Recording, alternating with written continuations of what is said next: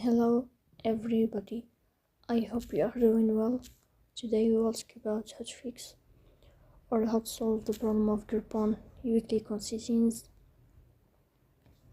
Here you will click on apps, default apps, app settings. In this list we search about Groupon and you will click here in this page. Then we click on first stop and you will click OK. Here you will enter to the window of storage. Then we click on clear cache.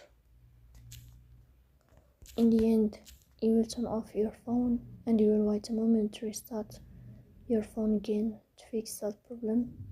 So that's all. Don't forget to support us by like and subscribe. See you next time and thank you for your watching.